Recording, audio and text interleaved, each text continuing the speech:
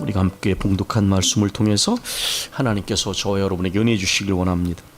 마태복음 21장은 고난주간에 있었던 일들을 기록하는 그런 내용입니다.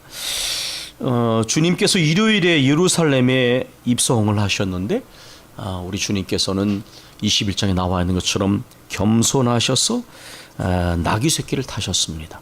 그러나 겸손하셨으나 그분은 왕 중에 왕이시고 참 구원자이십니다.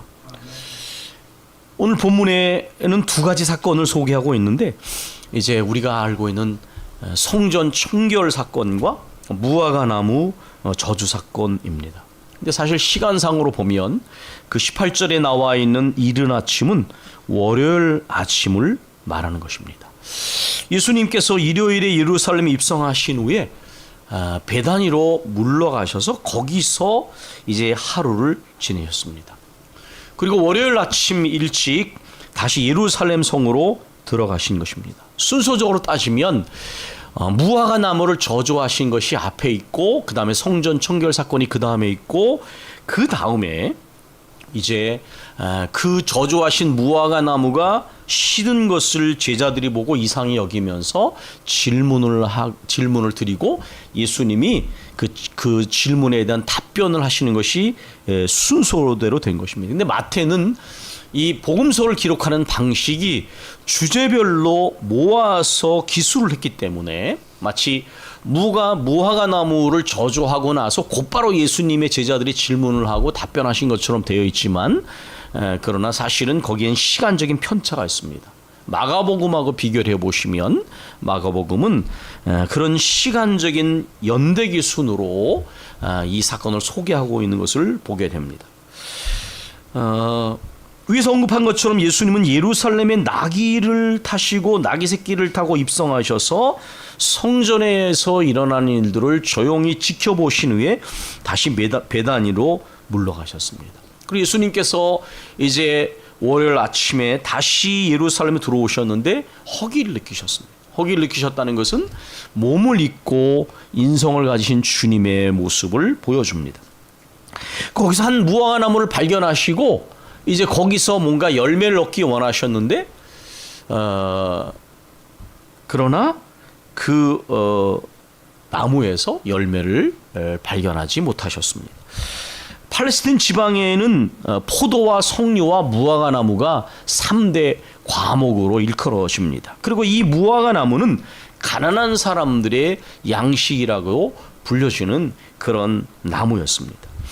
그런데 예수님이 다가가 보시니까 이 무화과 나무가 잎은 무성한데 열매가 없었습니다. 그래서 예수님께서 이 나무를 저주하시면서 이제부터 내가 영원토록 열매를 맺지 못하리라 말씀하셨고 그 나무가 말라버렸습니다. 근데 이상한 것은 이 무화과 나무는 보통 3월 말에 싹이 나서 5월과 6월에 열매를 맺고 그 다음에 8월과 10월 사이에 수확을 합니다. 예수님이 6월절에 올라가셨으니까 니산에 올라가셨으니까 3, 4월이면 무화과의 때가 아닙니다. 근데 예수님이 그걸 모르실 리가 없지요. 근데 사실 예수님이 다가가신 것은 이 나무가 잎이 무성했기 때문입니다. 보통 무화과 나무는 잎이 무성하면 그때에 잎과 동시에 열매가 맺히기 시작하기 때문에 열매가 있어야 정상입니다. 근데 왜 예수님이 이런 일을 하셨을까? 전체적으로 볼 때 이 예수님의 행위는 두 가지 의도가 있다는 것을 보게 됩니다. 무화과 나무, 여러분 아시지요? 이것은 이스라엘의 상징입니다. 이 무화과 나무가 잎만 무성하고 열매가 없는 그러한 나무였던 것처럼 우리가 아주 경각심을 갖게 하는 부분인데 겉으로는 모든 것이 존재했습니다. 성전도 존재하고 예배도 있었습니다. 하나님께 드리는 제사의 예물도 있었습니다. 그러나 겉으로는 번창한 것처럼 보여지는 이 종교적 의식 가운데는 하나님을 향한 진실한 믿음도 또 장로님 기도하신 공의로운 삶도 자비의 삶도 존재하지 않는 껍데기만 남아 있었다는 것입니다.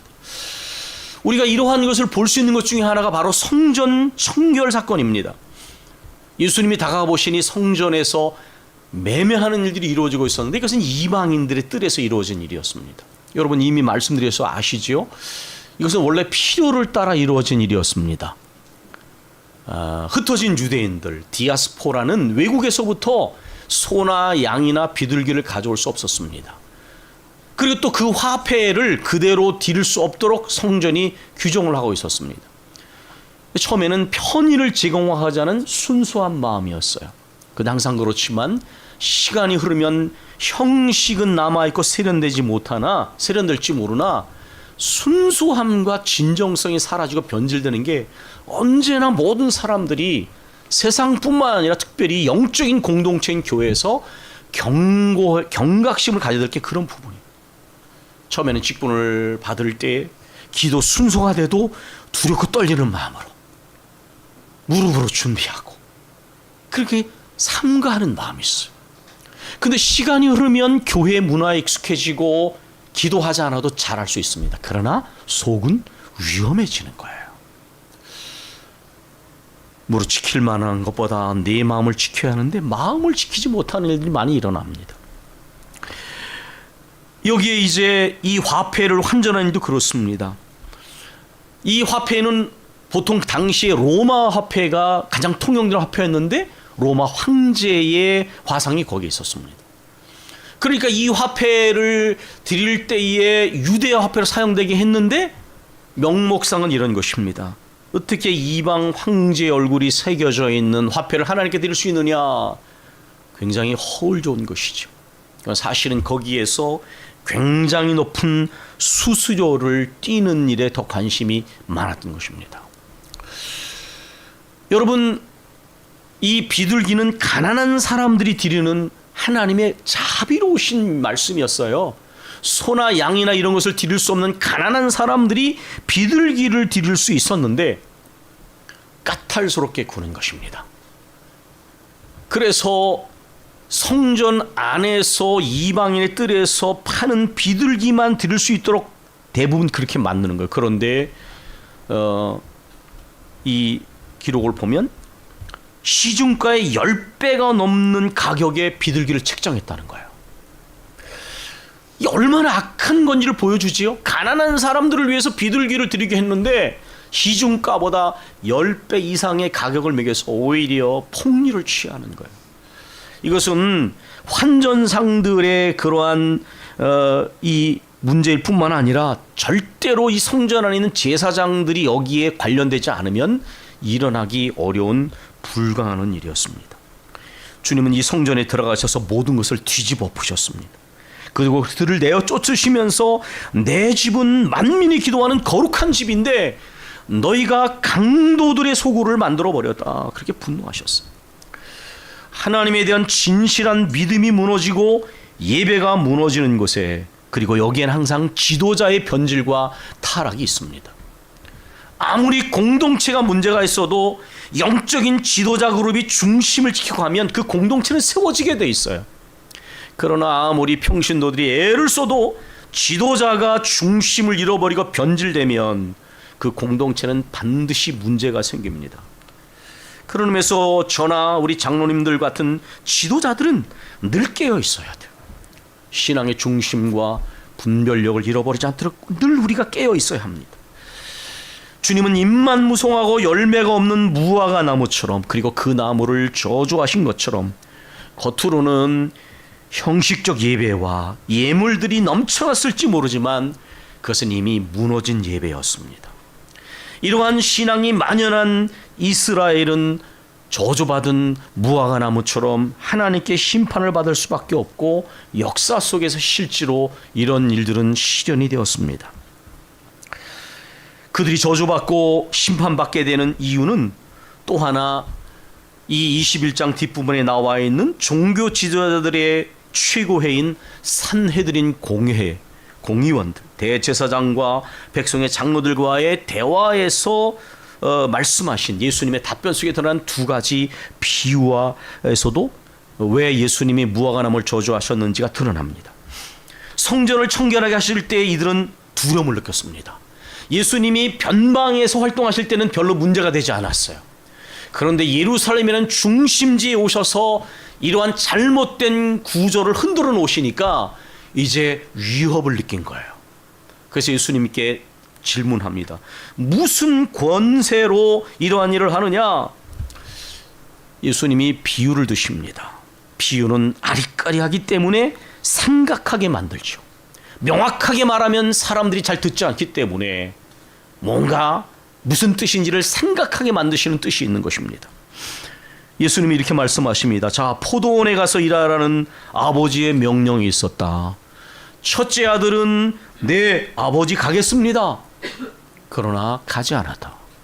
이것은 바로 대제사장들과 종교 지도자들을 말하는 거예요. 그런데 둘째 아들은 싫습니다. 저는 놀고 싶습니다. 그러나 뉘우치고 나서 포도원에 갔다. 이 둘째 아들은 바로 그들이 손가락질하는 세리와 창녀들을 말합니다. 주님을 알기 전에는 육신의 욕망을 따라 살고 죄 가운데 빠졌지만은 그러나 주 앞에서 회개하고 하나님의 백성들로 자녀들로 살아가는 삶을 둘째 아들에 비유하셨어. 둘째 비유는 포도원 주인과 농부들의 비유입니다. 이 포도원 주인이 농부들에게 소작을 줬습니다. 그러므로 그들은 청직입니다. 그런데 그 농부들이 어떻게 했습니까? 자신들이 주인 양 행세했습니다. 그리고 주인이 되고자 아들까지 죽이게 됩니다. 바로 그들이 나중에 예수님을 십자가에 못 박게 한 종교 지도자들 아닙니까? 우리 하나님은 겸손을 잃어버리고 순종하지 않으며 청지기가 아닌 주인 노릇하는 자들을 반드시 심판하신다는 것입니다. 마지막 날에 영적인 지도자들 중에는 심판받을 사람들이 많은 것을 기억해야 합니다. 불순종과 청지정신의 실종이 심판의 이유였습니다. 우리도 늘 조심해야 합니다.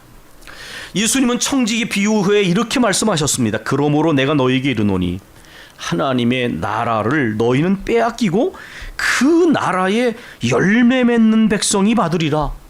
왜 갑자기 열매를 말씀하셨을까요? 여러분, 하나님의 말씀을 깊이 깨달으시려면 지적으로 성경 구절의 표현만 봐서는 안 됩니다.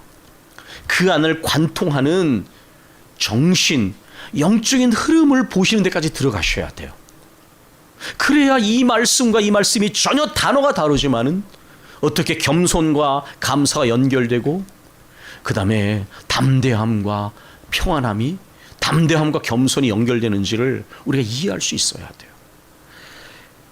이 돌들 위에 떨어지는 자는 깨치겠고 깨지겠고 이 돌들이 사람 위에 떨어지면 그를 가루로 만들어 흩으리라. 입만 무성하고 열매가 없는 무화과 나무를 저주하신 것, 바로 주님의 뜻이었다. 그러나 여기에 하나님의 나라를 너희는 빼앗기고 그 나라의 열매 맺는 백성이 받으리라.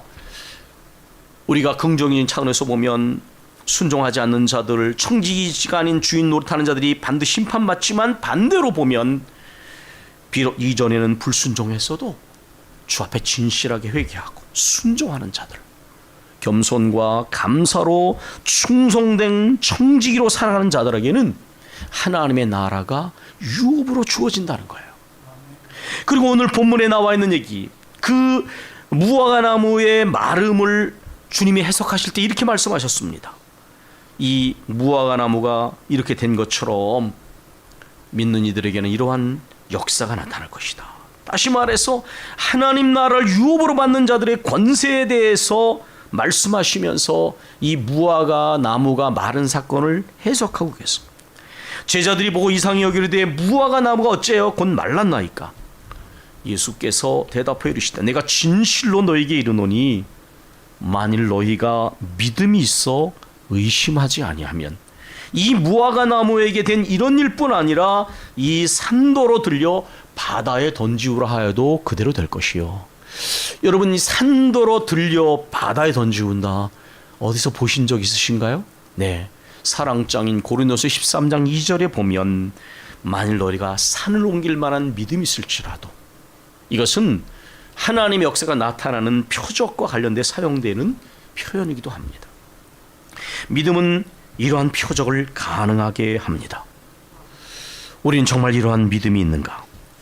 내가 산을 향하여 눈을 돌리라. 나의 도움이 어디서 올고 나의 도움이 천지를 지으신 여호와에게서로다. 창조주 하나님을 온전하게 끝까지 믿으면 반드시 역사가 나타납니다. 여러분, 이러한 우스갯소리 비슷하지만 정말 우리가 생각해봐야 될 이런 이야기가 있습니다. 어떤 할머니가 교회를 가는데 매번 산을 넘고 하는 게 너무 힘이 들었습니다. 그런데 어느 날 마태복음 21장 21절을 보고 나서 이 할머니가 아멘 할렐루야, 너희가 이 산들을 저 바다에 던지라도 믿고 의심하자면 그대로 되리라. 그렇게 믿고 기도했더니 몇 년 후에 놀라운 일이 벌어졌습니다. 그 근처에 바다를 메우는 간척 사업이 진행되었는데 그 할머니가 힘겹게 넘어다니시던 산을 떠다가 그 바다를 메꾸었다라는 것입니다. 우리는 산을 옮길 만한 믿음을 가지고 있는가? 나를 믿는 것이 아니라 라지오, 인간의 이성으로 계산해서 믿는 합리적인 믿음이 아니라 하나님 자신에 대한 창조주 전능하신 하나님의 능치 못함이 없음을 진짜 의심 없이 믿고 살아가는가? 산을 옮길 만한 믿음커녕 간장 종지 하나 옮길 만한 믿음도 갖지 못하지는 않았는가? 우리는 돌아봐야 합니다. 내 좁은 머리와 짧은 지혜로 불완전한 경험과 계산으로 하나님의 능치 못하심이 없음을 오히려 믿지 못하고 있지는 않는가? 저는 목회를 하면서 종종 이런 일들이 어려움입니다. 과거에 다 했던 겁니다. 그래서 반대를 합니다. 그러나 여러분, 똑같은 일이라도 어떤 마음 자세로 했는지가 다릅니다. 하나님을 향하여 전적으로 하나님께 무릎을 꿇어 추진했는가가 중요합니다. 많은 분들이 과거에 됐다고 안 됐다고 그래서 안 된다고 반대를 해요. 그렇게 반대를 하기 전에 먼저 기도해 보십시오. 그건 굉장히 중요한 문제예요. 때때로 우리의 과거의 많은 경험들이 하나님의 역사하심을 가로막을 때가 있지는 않는지요. 하나님이 우리의 짧은 지혜, 우리 경험의 한계 안에 머무는 하나님이라면 저는 그런 하나님은 믿을 필요가 없다고 생각해요. 과거에 우리가 실패했고 부정적인 경험을 했고 우리의 힘으로 안 됐어도 그러기에 더 기도하고 더 전능하신 하나님을 의지하면서 가야 되지 않겠습니까? 어떤 전혀 배우지 못한 할머니가 설교를 들었습니다. 신구약 성경은 만병통치약입니다. 신구약 성경으로 못 고칠 질병이 없습니다. 어느 날 그 할머니가 몹시 배가 아팠습니다. 제가 어렸을 때 그런데 시골에는 약커녕 의원조차 제대로 없던 시절, 할머니는 신구약 성경을 가마솥에 넣고 푹 삶았습니다. 그리고 그 물을 한 대접 마셨습니다. 그랬더니 배 아픈 것이 씻은 것이 나았습니다. 여러분, 많이 알고 교양 있는 우리들은 그 얘기를 들으면 이 할머니 행동은 상식적이지도 않고 미신적인 것처럼 보여지기도 하고 위험해 보입니다. 그러나 저는 이야기를 들을 때 이런 생각이 들었어요. 할머니가 한 방법은 우리 상식을 어긋나나 그분의 순수하고 간절한 믿음이 통했다. 어거스틴이 고백문학에서 그런 말 하지 않았습니까? 자기가 많은 종교적 사상적 방황을 하고 나서 교회에 돌아와 보니까 오히려 배우지 못한 그런 분들이 자기보다 먼저 하나님을 만나고 있더라는 거예요. 자기보다 하나님을 더 잘한다는 거. 머리로 아는, 지식으로 따지는 하나님하고 하나님을 인격적으로 체험한 사람, 당사자가 아니면 간접 합법밖에 말할 수가 없어요. 우리의 하나님은 간접 합법으로 말하는 하나님이 아니라 누가 그렇다더라가 아니라 내가 고백하고 체험하고 만난 하나님을 이야기할 수 있어야 합니다. 그래야 신앙이 무력해지지 않는 거예요. 여러분, 하나님을 제한하는 우리에 빠져서는 안 됩니다. 하나님은 제한을 받지도 않으시지만 믿지 못하면 하나님의 크신 능력과 지혜와 깊은 섭리를 체험할 기회를 우리가 스스로 발로 차버리게 되는 것과 마찬가지입니다. 그러나 주님은 이렇게 말씀하십니다. 너희가 기도할 때에 무엇이든지 믿고 기도하는 것은 다 받으리라 하시니라. 엄청난 약속의 말씀입니다. 여기서 여러분, 너희가 누구입니까? 제자들입니다. 주님의 부르심에 순종하고 따르기로 작정한 제자들입니다. 물론 그들의 믿음이 온전해지기까지는 실패도 하고 불순종도 있었습니다. 그러나 그런 근본적으로 주님을 따르기로 작정하고 결단한 근본적인 삶의 터닝포인트를 거친 사람들입니다. 불순종하고 거룩함을 무너뜨린 자들, 청지기가 아닌 주인 노릇하는 자들은 심판받고 멸망받지만, 그러나 부르심에 응답하여 순종하고자 하는 이들에게는 놀라운 말씀의 약속이 주어졌습니다. 당연히 정욕으로 쓰려고 구하는데도 받는다는 의미가 아닙니다. 주님을 온전히 따르면 우리가 구하는 것이 주님의 뜻을 크게 벗어나지 않게 되는 것을 우리는 믿음의 체험 속에 압니다. 누가 하나님의 크신 능력과 오묘하시고 광대하신 지혜, 풍성하신 은혜, 깊으신 섭리를 체험합니까? 믿고 믿는 사람, 믿고 기도하는 사람입니다. 우리가 성경에 이 기적이라는 단어는 헬라어의 세메이온, 표지판이라는 말을 씁니다. 이것은 표지판이 중요한 게 아니라 가르치는 것이 중요한데, 능력과 지혜가 중요한 것이 아니라 그 능력과 지혜를 드러내시는 하나님이 중요한 것입니다. 그러므로 우리는 언제나 그 하나님께서 살아계심과 능력과 권세가 강력하시며 오묘하시고 광대한 지혜를 가지고 있는 분이라고 하는 것을 우리는 기억해야 합니다. 하나님께는 시간의 길이가 필요하지 않습니다. 마지막 남아있는 하루, 마지막 남아있는 1시간, 마지막 남아있는 1분, 아니 1초라도 주님을 믿는 자에게는 마지막 순간에 주님은 역사하실 수 있습니다. 저는 우리 교우들에게 자주 이런 얘기 드렸어요. 기도는 종교적 행위 중에 하나가 아니다. 그것은 전적으로 주님을 의지하고 신뢰하는 신앙인의 마음 자세예요. 그렇기 때문에 기도는 대단히 중요한 것입니다. 기도는 영적인 파이프라인이라고 말씀드렸어요. 연약한 인생이 하나님의 능력이 우리에게 흐르는 통로, 우리가 어찌할 바를 모르는 한계에 부딪힐 때 하나님의 광대하신 지혜가 흐르는 통로, 그분의 끊을 수 없는 사랑과 측량할 수 없는 은혜와 선하심이 흐르는 통로가 바로 기도입니다. 교회는 만민이 기도하는 집입니다. 기도하지 않는 교회는 나약해서 눌리거나 변질되게 됩니다. 많은 사람들이 나약하다가 변질됩니다. 아니면 교만해집니다. 그러나 이 모든 영적인 위험을 넘어설 수 있는 것은 기도입니다. 기도하는 사람, 무릎의 사람, 만민이 기도하는 집, 무릎 공동체. 저는 제 마음의 목회자로서 간절히 사모하는 마음이 있어요.